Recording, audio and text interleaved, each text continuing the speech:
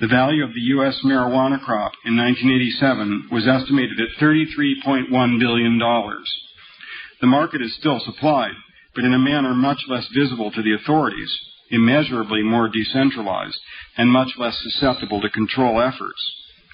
While this development may help the country's international balance of trade, it hasn't made much of a dent in the supply, and has made future attempts to influence the supply infinitely more difficult. Furthermore, the necessity of indoor intensive cultivation to escape surveillance has led to the development of super-potent strains of cannabis. The price has gone up, but producers continue to supply the market with a product superior to that formerly smuggled, are much less likely to be arrested, and are making much more money. Does anyone still doubt that producers and traffickers of illicit drugs are the chief beneficiaries of the laws? Another predictable response to supply-side enforcement efforts has been the introduction to the black market of a series of completely artificial heroin analogs. The first of these designer drugs to appear on the U.S. market were derivatives of Demerol, such as MPPP, which is about 25 times the potency of the parent compound and about 3 times the potency of morphine. The most famous of the designer narcotics, however, are the compounds known as China White, derivatives of the medicinal narcotic fentanyl, a compound some 100 times the potency of morphine. The best known of these black market derivatives is alpha-methylfentanyl, roughly 3,000 times the potency of morphine. According to the DEA, starting materials and equipment to make a kilogram of this drug cost about $2,000, with the product being worth as much as $1 billion. Of course, they tend to inflate those figures, but this drug was an invention of black market chemists, never described in the chemical literature. It took the DEA a while even to figure out what it was. They first published an incorrect structure. Supply-side enforcement directed at opium poppy heroin production has stimulated domestic production of inexpensive succedanea, thousands of times the potency of morphine. In a similar manner, exaggerated attention focused on cocaine production and smuggling is fueling the growth of the U.S. amphetamine industry. Annual domestic production of amphetamines is estimated to be worth $3 billion. Again, the U.S. trade deficit has been helped, but large-scale enterprises like heroin and cocaine production are replaced by practically invisible substitutes. Instead of international networks of growers, harvesters, chemists, and smugglers, now all that is required are solitary chemists inside consuming countries. Production costs go down, profits skyrocket, chances of arrest are reduced. Illicit drug manufacturers and retailers couldn't be happier. It is simply too easy to outwit the drug laws. Before the authorities realize what is going on, talented surreptitious chemists have invented new, more profitable, and legal succedanea for controlled drugs. When one of the designer heroin labs was busted, the chemist told police he was experimenting with snow cone flavorings. When the results came back from the forensics laboratory, the police found they had no case against the person. When alpha-methylfentanyl was identified and the drug was scheduled, the ingenious chemists made parafluorofentanyl still legal. Finally, the Controlled Substances Analogs Act established the novel principle that any chemical or pharmacological analog of any illicit drug could be deemed to be illegal. This is a textbook case of an unconstitutionally vague statute, the purest essence of arbitrary and selective law enforcement, crystallized in a form more potent than any fentanyl derivative. Never mind that this absurd law makes anything illegal which some police chief or district attorney doesn't like, and is illegalizing scientific research into mind drugs and making the whole field of chemistry suspect. The important thing is, it won't work. Sure, it will enable charges to be brought against manufacturers of new analogs on the rare occasions when such are arrested, but the genie is out of the bottle. The laws have made illicit drug synthesis so profitable, and it is such a simple task, that no law will stop it. Having touched on the subject of constitutional vagueness, it is important to stress that scientific research continues to reveal new plant and animal species containing illegal drugs. Since controlled substances such as DMT, morphine, and codeine appear to be general mammalian neurotransmitters, dog, cat, horse, or other mammal owners are technically in unauthorized possession of illicit drugs all the time. There are at least 89 species of mushrooms now known to contain illegal psilocybin, and another 57 species can safely be assumed to contain this compound. There are at least 250 plant species known to contain illicit drugs. Some, such as the forage grass Phalaris arundinacea, are common articles of commerce which can be purchased cheaply by the truckload. Some, like the psilocybin mushrooms, grow adventitiously all over the world.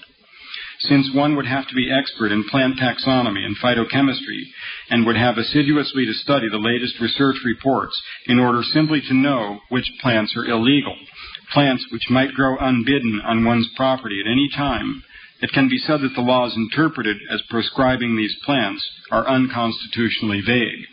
It is not immediately obvious to the ordinary citizen, nor indeed to anyone, just what is illegalized by these laws. With the advent of the Controlled Substances Analogues Act of 1986, any and all plant and animal species can be said to be illegal at the whim of the government. Short of being an expert in several scientific fields and devoting considerable time, money, and effort keeping abreast of the latest phytochemical and botanical research, some of which is published in German, Spanish, French, Italian, Czechoslovakian, Norwegian, or other languages, there is no way for any citizen to be certain she or he is not in illegal possession of a prescribed drug. This is all a result of misguided supply-side enforcement. As long as demand exists for illicit drugs, and as long as the laws guarantee, nay, subsidize the profitability of meeting this demand, people will line up to enter this business.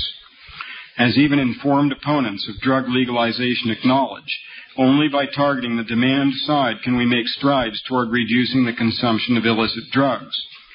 Empty propaganda, accompanied by a war against users. Recall that 75% of arrests in the U.S. are for simple possession. Users who are treated as vermin, as vectors of transmission of a plague, only alienates them still further from authority. Only by treating people with respect and offering them unbiased information and viable alternatives can governmental authorities hope to dissuade users from this or that drug. There is evidence that information campaigns can influence drug use. Suasion, not coercion, is the answer, and the voice doing the persuading must be morally impeccable. As Shakespeare's Hamlet lamented, "Aye, there's the rub." Moral aspects of war. It is commonly stated that illegalizing drugs is the moral thing for a government to do, since drug use is thought by some to be immoral, even to degrade the moral fortitude of citizens. But governments taking this moral stance mostly sanction and support use of drugs like alcohol and nicotine, as do the vast majority of those citizens morally opposed to illicit drug use, the great bulk of whom are themselves drug users. I might add this holds true for moral condemnation in some Muslim countries of alcohol and corresponding prejudice in favor of hashish and opium. This is a universal, not an American tendency, although the drugs accepted vary from one society to the next, as of course do the drugs scorned. The most obvious of the immoralities of drug prohibition involve the above-mentioned perversion of law enforcement the drug laws inevitably foster. Since the nebulous alleged victims of drug law violations do not file charges with the police, to enforce the drug laws, the police have to become criminals themselves. Thus, tax monies are used to buy and sell drugs. The police disguise their true employment and act as though they were everyday illicit drug merchants, hoping to get close to Mr. Big to try to sell him some of their dope or buy from him some of his. Then, surprise, out come the guns and badges. Not only do police immorally become liars and drug dealers, but such operations invite corruption, and there are innumerable instances of police freelancing on the side. Annually in the U.S., some 100 police officials are indicted in federal courts on corruption charges related to drugs. Should Mr. Big come up short of cash for the big buy, some other undercover agents will step in and provide financing. There have even been cases in which reluctant individuals were provided with government money to buy government drugs and then arrested. This is law enforcement or manufacturing ersatz crimes. Besides shootouts between rival gangs of police fighting over turf and mistaking each other for the enemy, there was recently a case of computer hacking by the police. During confirmation hearings for drug czar W.J. Bennett, Delaware Senator Jay Biden, chairman of the Senate Judiciary Committee, described a case in which personnel of an unnamed federal agency involved in the war on drugs, quote, surreptitiously lifted another agency's budget by altering a computerized file, unquote. No wonder Bennett went back to his nicotine habit. Another immorality of the war on drugs involves questions of emphasis.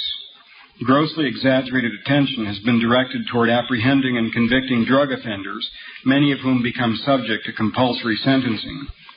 Although the staggering number of annual drug arrests in the U.S. represents only about 2% of the true number of offenders, trying and punishing those convicted is clogging our criminal justice system. In Washington, D.C., 52% of the felony indictments were for drug law violations in 1986. In New York in 1987, 40%. Police resources, which ought to be destined for arresting violent criminals, are being squandered on drug users and the occasional merchant. Worse, already convicted violent criminals are being released from jail early to make room for the compulsory sentenced drug offenders. When the second drug czar, R. Martinez, was governor of Florida between 1986 and 1990, Florida had in place strict mandatory sentencing laws mandating 3-year minimum sentences for using, buying, or selling illicit drugs near schools, public parks, or college campuses. During his tenure, average sentences served by Florida murder convicts decreased 40%, and the average robbery sentence served declined 42%. The overall average sentence for all Florida convicts declined 38%, to the point where the average convict was serving 32.5% of his sentence before release, less than a third. Some luckless student caught sucking on a joint after school serves 3 years, if not more, while the violent criminal gets 3 years and walks in 1.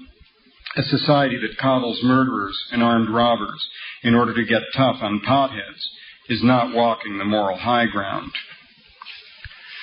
Is it moral to launch aerial herbicide spraying programs in South America against coca cultivation, indiscriminately destroying crops and forests, polluting watersheds, and in general causing untold ecological havoc?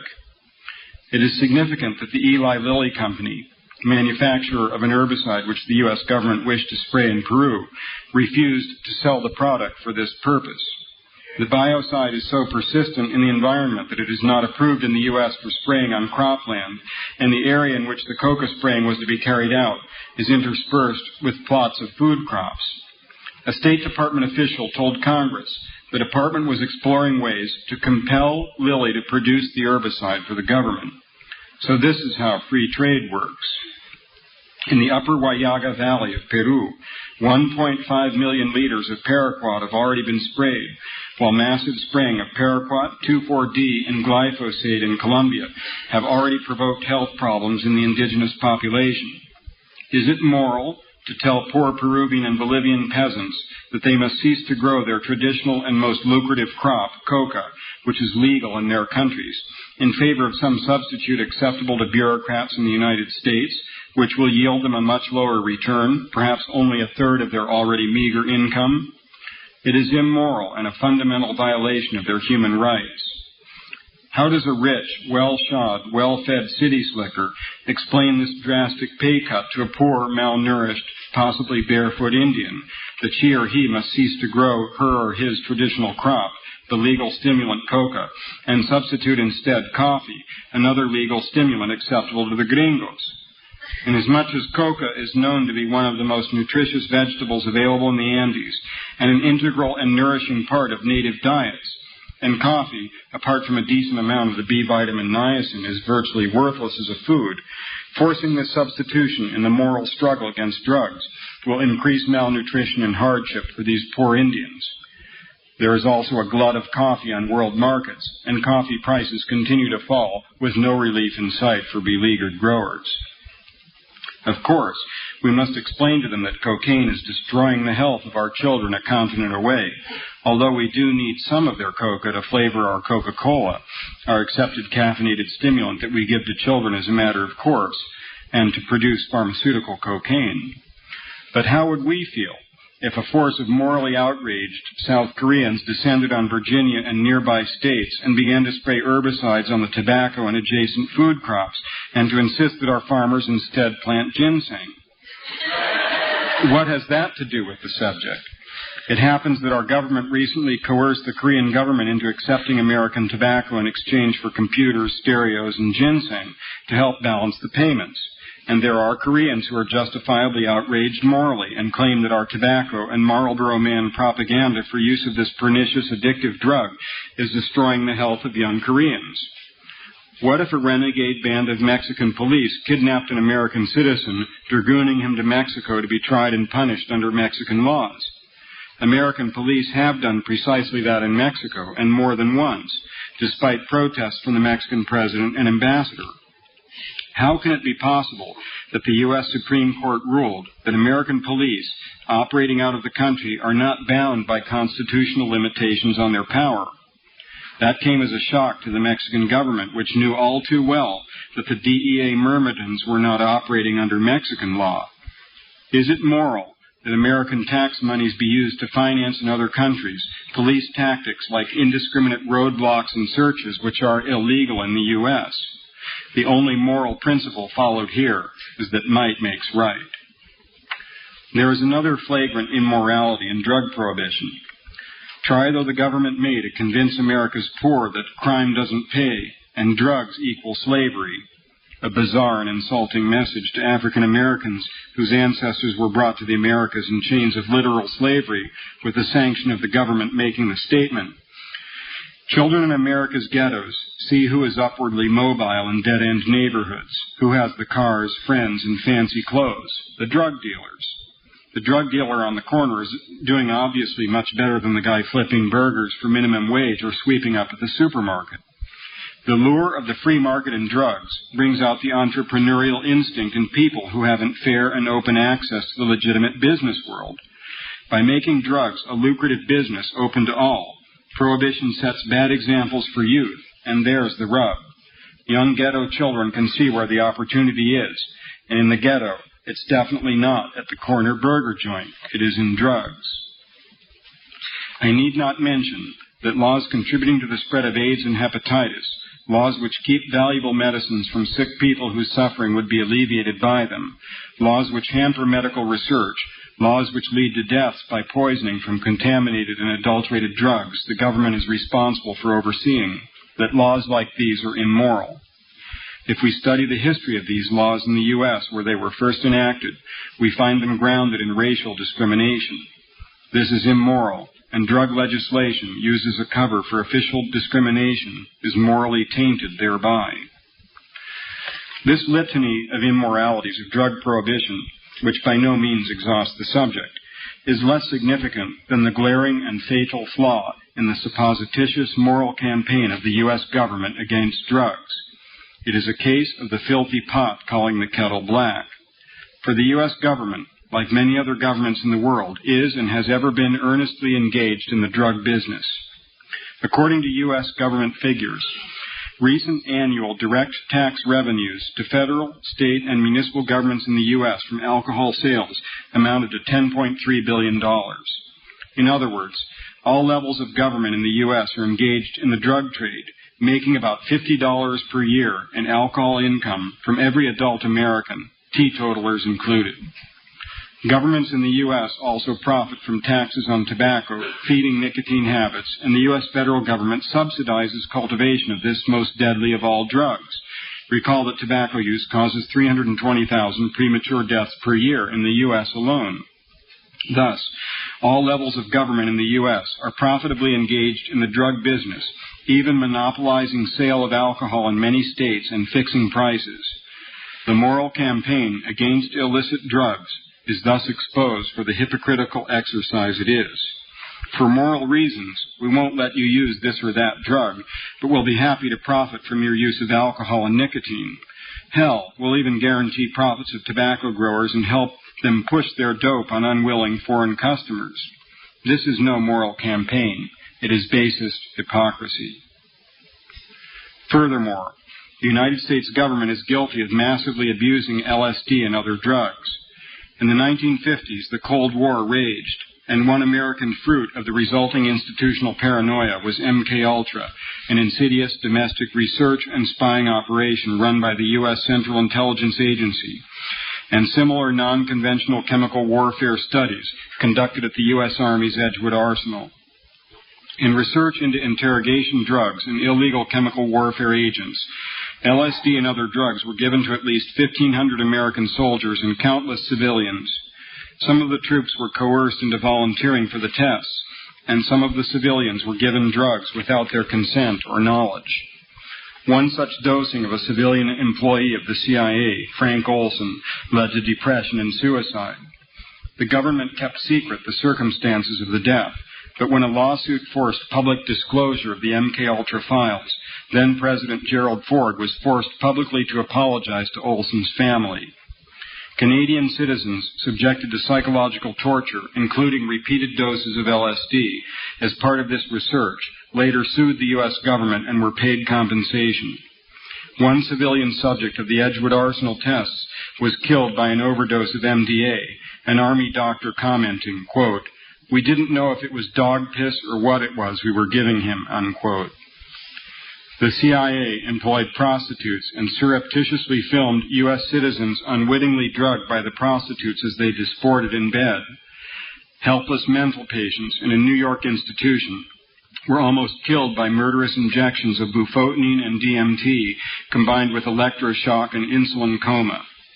Over 800 drugs, including LSD and bufotenine, were tested on prisoners in the federal government's Lexington, Kentucky Addiction Research Center hospital. In this publicly funded institution, officially a penitentiary, which existed to cure drug addiction, prisoners were given injections of heroin and morphine as payment for cooperation in the experiments. When Sandoz of Switzerland, owner of the patents on LSD, refused to cooperate with the U.S. government's desire to stockpile the drug for military purposes, the government ordered Eli Lilly of Indiana to make the drug in violation of international patent accords. Yes, Eli Lilly and the CIA became the first illicit manufacturers of LSD more than a decade before the drug was illegalized. Dosing people with experimental drugs without their consent or knowledge, especially helpless mental patients and prisoners, is highly immoral, not to mention the immorality of employing prostitutes with taxpayers' money to dope unwilling Johns while perverse CIA agents made stag films. There is no doubt this research was instrumental in spreading extra-scientific use of LSD all over the U.S. and in many other countries, while publications by phony CIA front research foundations, such as the Josiah Macy Jr. Foundation, were fostering scientific, popular, and clinical interest in the drug. This immoral research and consequent promotion of lootable use of LSD was conducted by the same government which later presumed to illegalize entheogenic drugs on the grounds of morals and to protect public health. Not only is the U.S. government engaged in trafficking legal inebriating drugs and guilty of abusing LSD and other drugs in secret experiments, but there is abundant evidence that at times this same government itself has been engaged in illicit drug trafficking to raise money for covert military campaigns. Under the pretext of aiding the Hmong of Laos, our democratic allies in Vietnam, secret CIA front companies, such as Air America, were smuggling opium to Saigon from the Golden Triangle area of Southeast Asia. Since the major cash crop of the Hmong was opium poppies for illicit heroin production, the government secretly began opium smuggling to help our allies get their product to refineries in Saigon.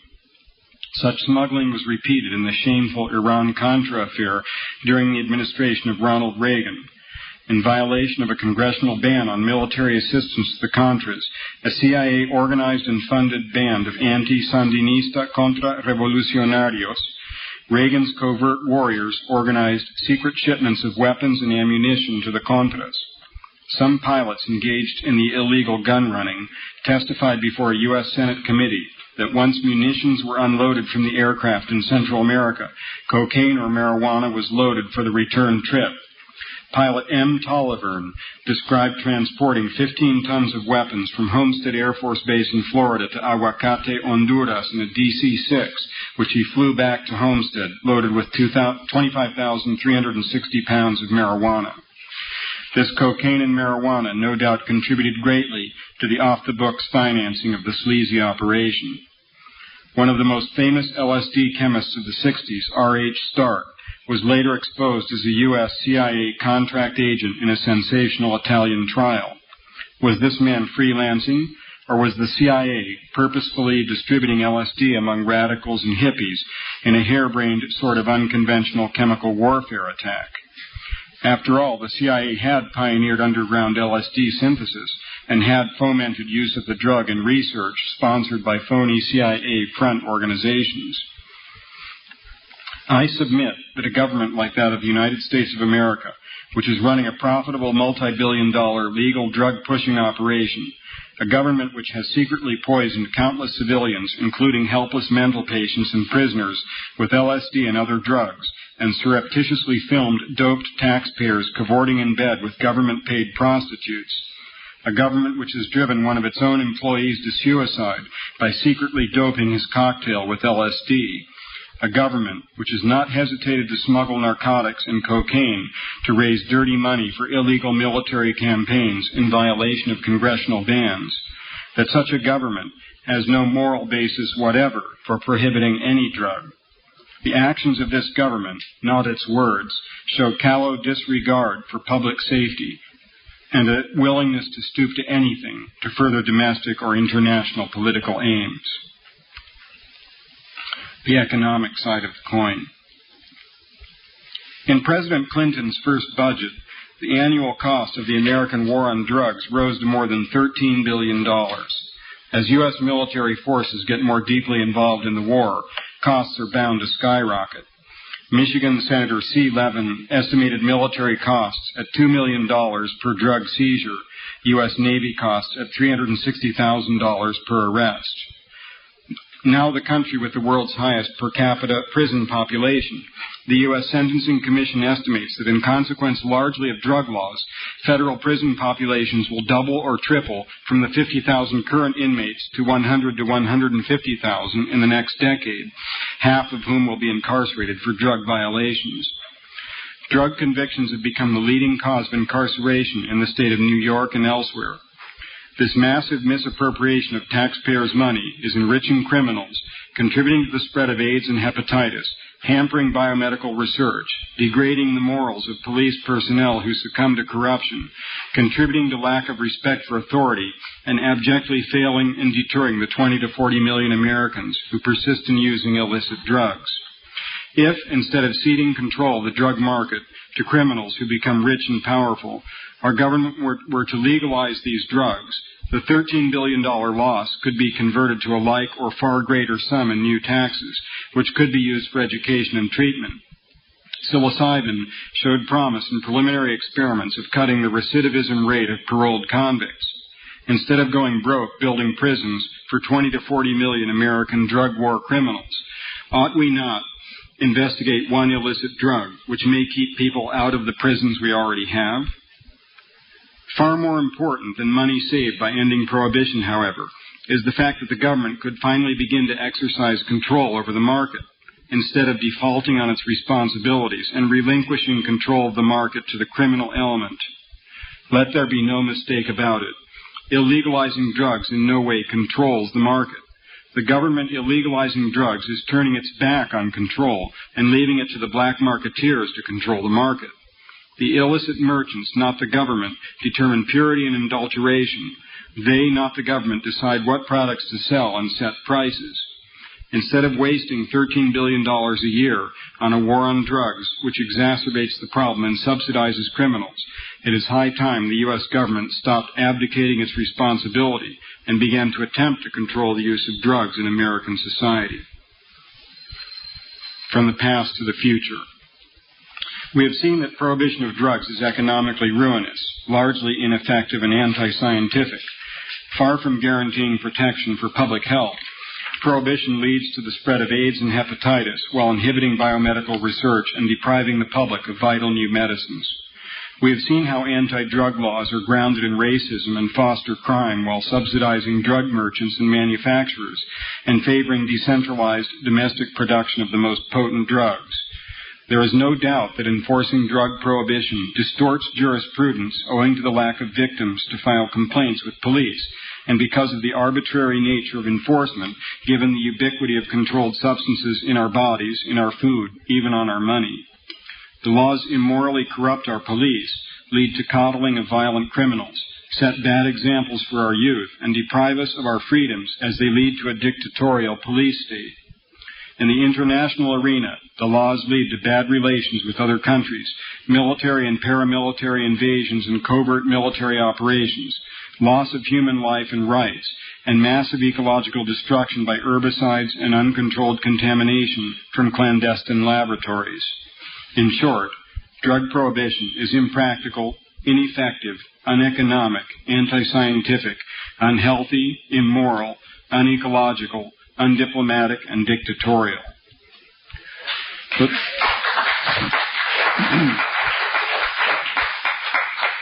For the sake of freedom and dignity, for the sake of democracy, in the interests of shoring up the battered U.S. economy, it is time to call a truce in the war on drugs, an unconditional ceasefire.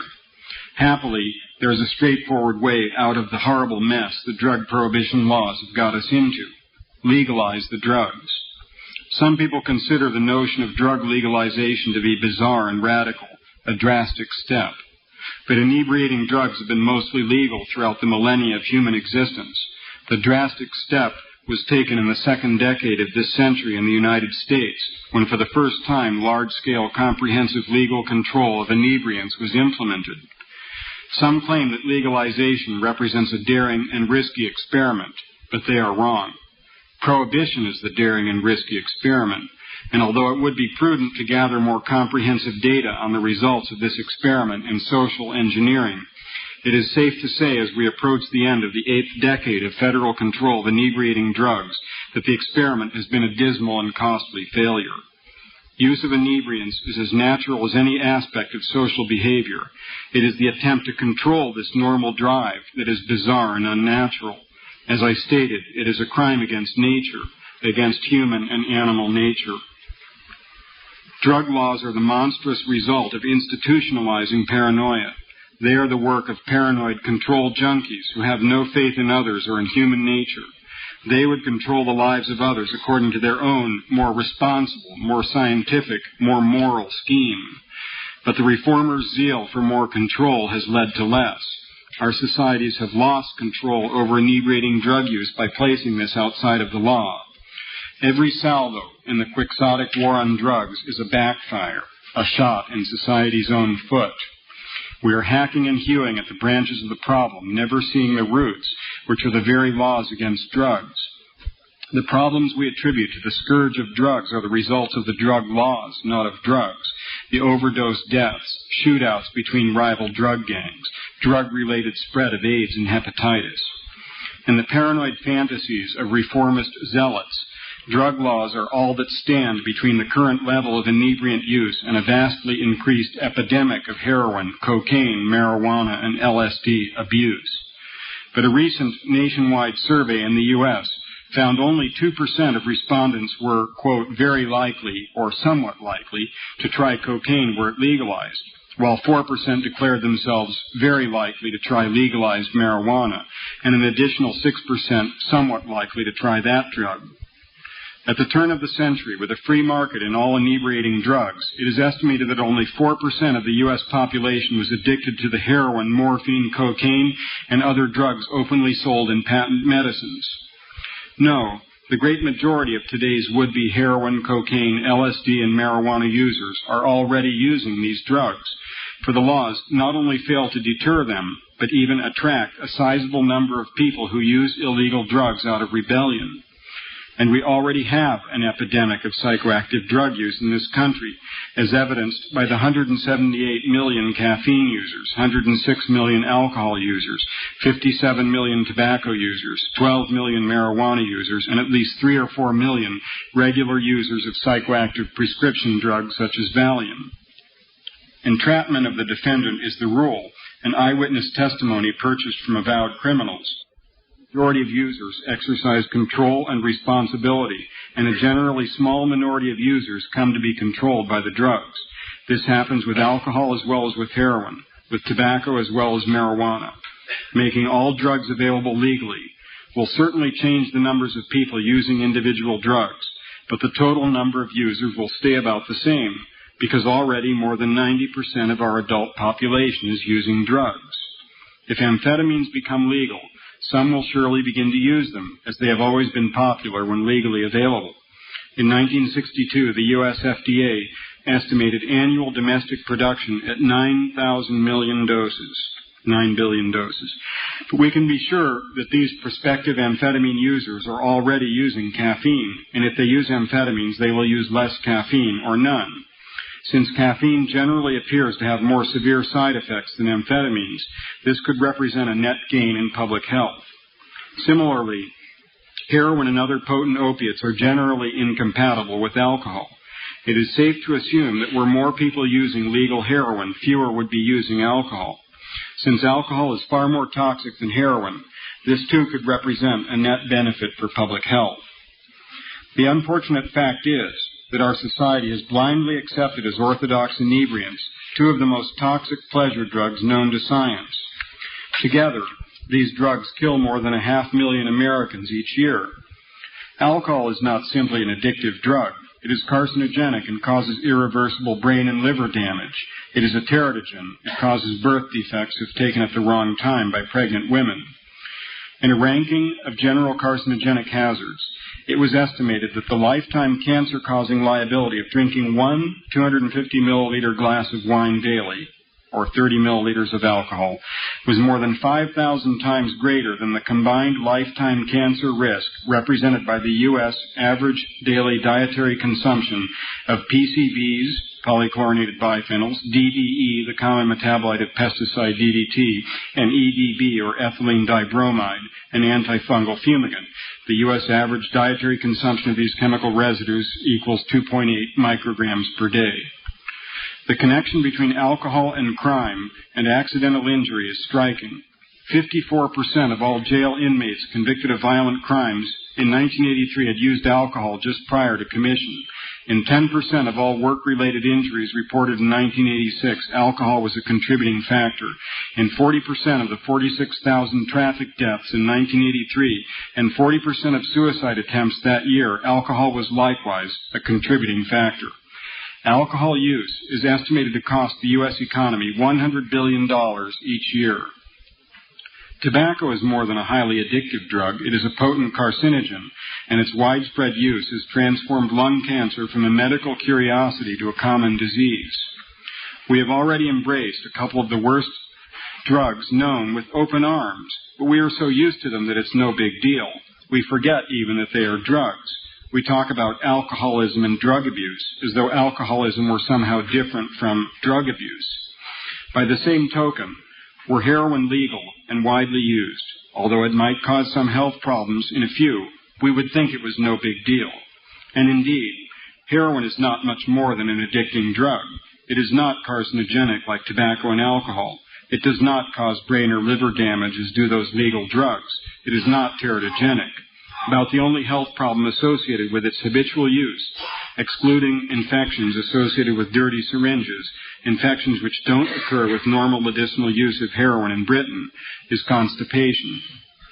There is no question that the U.S. would have far lower medical costs if we had 106 million users of legal, sterile heroin and 2 million alcohol users, instead of 106 million alcohol users and 2 million users of virus-ridden, adulterated ersatz heroin. We already have about the worst situation vis-a-vis drugs, with our national drugs being carcinogenic, hepatotoxic, neurotoxic, and teratogenic, and with the government having surrendered control of the use of most other drugs to the criminal element. Truly, there's nowhere to go but up. There have already been some limited experiments in relaxing the drug laws, and in general, use levels stay about the same or go down. In the 11 American states that briefly decriminalized marijuana in the 1970s, the number of users stayed about the same. In the Netherlands, legal tolerance of cannabis use and its legal control has led to a significant decline in consumption. In 1976, 10% of 17 to 18-year-old Dutch citizens used illegal cannabis, whereas by 1985 this percentage had almost halved to 6%, according to official Dutch figures. The Dutch government is succeeding as it intended in making cannabis use boring. No rebellion there. The prohibition experiment has failed miserably, and it is high time we went back to the natural order of things and let society learn how to regulate and control drug use socially and medically, not legally and by force. The introduction of distilled alcohol to European society led to epidemics of uncontrolled excessive use. But in time, without government intervention, Western societies began to make their peace with alcohol, a process which continues evolving, developing rituals to help control alcohol addiction, such as social approval of alcohol use only after the day's work, and general condemnation of alcoholic-dependent behavior. During the U.S. alcohol prohibition period, the government of Great Britain was able to achieve equivalent or greater reductions in alcohol consumption than were seen in the U.S., with careful regulation of a legal market, increased taxation, restriction of hours of sale, control of sale to minors, etc. Modern societies will not sanction nor approve irresponsible use of legal heroin, cocaine, or marijuana, just as they do not sanction uncontrolled use of alcohol. The legal availability of tobacco and alcoholic beverages does not mean societies encourage their use, and there is evidence that anti-alcohol and anti-tobacco advertising campaigns conducted by the U.S. and other governments are effective in restricting use. Only by bringing all ludiband drug use into the open can we hope to develop social restraints favoring responsible use of the presently illicit drugs. We must treat citizens as responsible adults, not promulgate the absurd and fallacious notion that certain drugs destroy will and self-control, thereby giving immature and irresponsible individuals a ready-made excuse for illegal or immoral behavior. The idea that one's heroin habit made one rob friends and family or steal a woman's pocketbook. We must give people choices based on a free market and unbiased information about the benefits and dangers of all drugs, not unrealistically expect to scare people away from certain drugs with silly propaganda. Treat citizens like irresponsible children, and many will behave accordingly. It is time our governments exercised appropriate control over the presently illicit drugs by guaranteeing purity and dosage. It is up to society and to us as individuals to do the rest.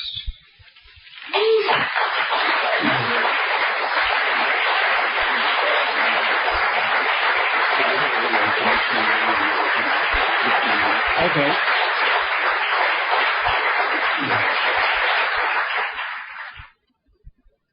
This is KPFK Los Angeles, 90.7 FM. You're listening to Something's Happening, featuring Dynamite Radio for Night People, Monday through Thursday, midnight to 6.